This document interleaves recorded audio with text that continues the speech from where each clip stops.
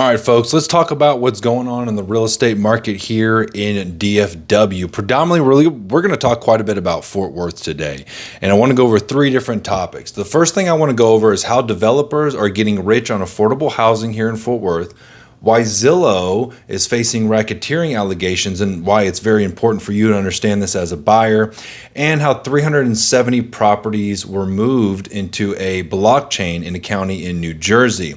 But before we go into that, let's talk about the numbers. Now, all the MLS right now, we saw 4,252 homes hit the market, 3,564 were new listings, and 688 came back on the market. Go down a little bit more there. Well, you can see we've got some numbers, right? The big ones I like to look at is going to be our pending, our sold, and our option period, right? Homes are going to be option period. That's going to be homes that were active and moved into option. Pending is usually going to be homes that have moved out of option into pending, and sold are going to be homes that have moved from pending to sold. And I like to see the numbers where they're at. Go down a little bit more here, you can see that price reductions were significantly lower than we saw last week. This week we saw a little over 4,800 price reductions. Last week, we saw a little over 8,100 price reductions. So a lot less price reductions. A lot less homes came on the market too. Last week we saw almost 6,000 new properties come on the market, which is kind of seasonal. And next week I want to talk about when the best time to sell a home is.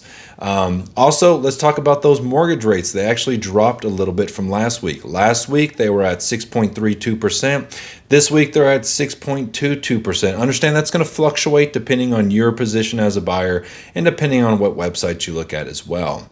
Now, let's talk about what is going on in Fort Worth and what we're seeing with these affordable housing. Now, you're going to see the acronym. It's LIHTC. That's Low Income Housing Tax Credit.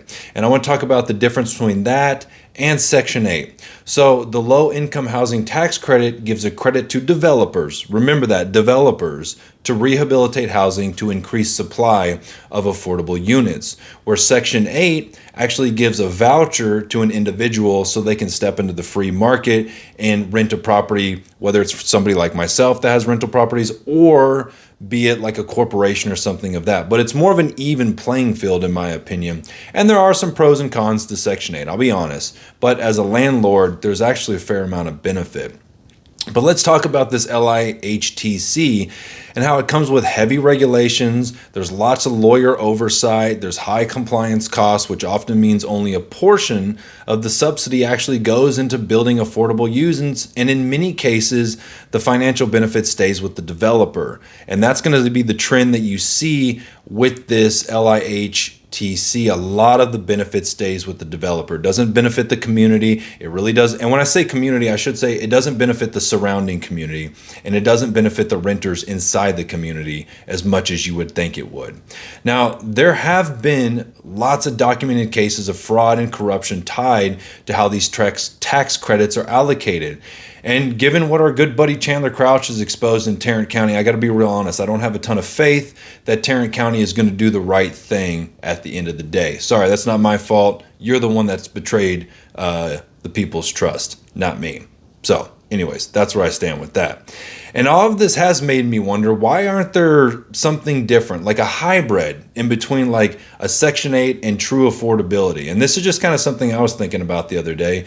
But imagine a program where the government partnered with builders or even home buyers themselves to create communities or opportunities for teachers, firefighters, police officers, and other essential workers. The reason why I mention those people is those are the people that these developers claim that they're affordable housing will benefit, but when you look at the numbers, most of those people, if not all of them, wouldn't even qualify and be able to live in these properties.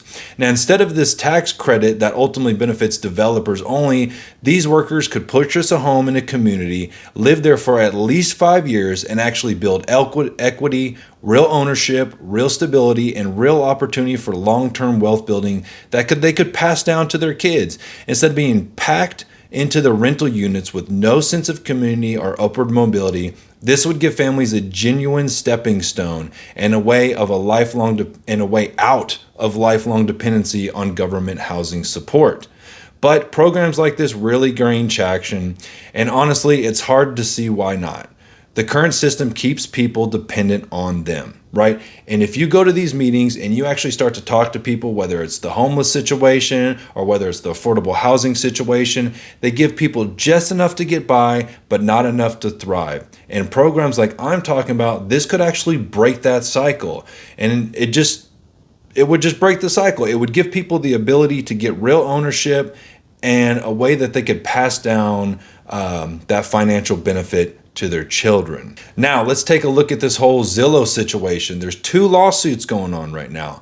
The first one is between Homes.com or CoStar and Zillow. And in short, what Zillow's doing is they're taking data off of their website without permission and promoting the listings as it's themselves. The big difference between Home.com and Zillow is if you're on the Homes website and you click on listing agent, you'll get the listing agent. When you're on Zillow and you click on the listing agent, you get a Zillow affiliated agent. Maybe it's the listing agent, maybe it's not. And that's going to lead me into the second class action lawsuit against Zillow. And they're misleading of buyers. They're making buyers think they're getting in contact with the listing agents, but they're not. They're being pushed to one of their Zillow affiliated agents. And now this is where the real problem comes in. Zillow is monitoring and listening and looking at emails, listening to phone calls, and doing all this to see if their preferred or their affiliated agents are pushing Zillow programs. And if the agents don't push the Zillow programs, like their lenders and their title companies and things of that nature, then those agents get punished and the buyers don't even realize it. Zillow's also putting in hidden fees in there, and there's a bit of a referral fee from the agent to Zillow. Now, this could lead me into another topic of where I'm not a big fan of how a lot of real estate agents collect a referral fee and the client doesn't even know it at the end of the day. And I will proudly say I've never collected a referral fee. Every buyer that's come to me that wants to buy in a market that I don't work, I get them in contact with an agent that I know and trust, and I ask that agent to give my client that referral fee or cut it off the price or something just to benefit my client, because honestly, I didn't really do anything.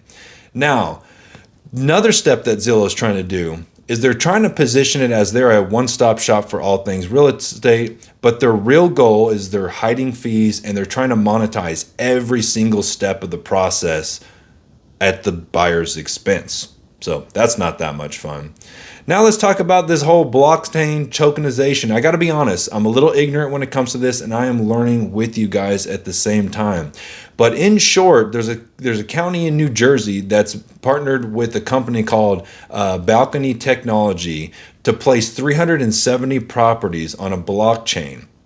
Now, this isn't a big deal because this is just technology and this is how things work, right? We evolve over time. Now, the great thing for the county is as they've moved these properties into the blockchain and they've removed some of the human error, they've found over $1 million of lost revenue. And it's like, okay, let's squeeze every bit of juice out of that orange that is your constituents and your taxpayers, but whatever, I get it. You're just streamlining everything. My big fear, though, is when I step back a little bit and I see some of the other things that are happening in real estate and how there's so much push. And even Larry Fink, the CEO of BlackRock, has talked about how he wants to tokenize up to $10 trillion worth of assets over the next 5 to 10 years. And then I look at some of the other players that are looking to tokenize properties to where more people can invest in a single family home. My belief is that's just going to push the value of property up. And the reason is you have programs out there where you could literally have partial ownership of a coin, and that coin is a partial ownership of a property. Now, let's say this. Let's say you've got a few, 100 people, and they all put a couple $100 in, and they buy a portion of these tokens. And then the investor rather goes out and buys these homes.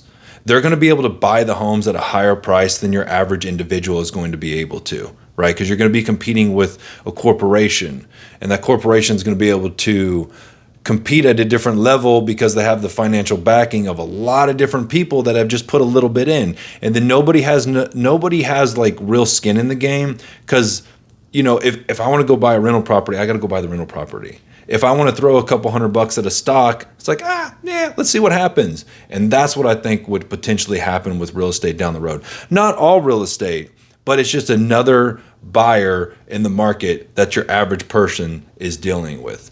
So at the end of the day, what does all this mean for buyers and sellers? It means there's a lot of moving parts right now. There's a lot of things going on that can affect your home's value in a positive way and a negative way. There's a lot of things going on with zoning. There's a lot of things going on with schools. And at the end of the day, I think it's very important that if you're thinking about buying or selling, that you use a real estate agent that genuinely knows the market, not just marketing, but actually knows the market. But anyways, I hope you got some value out of this, and I look forward to seeing you next time. If you have any questions, by the way, go ahead and put them in the comments too. Any critiques?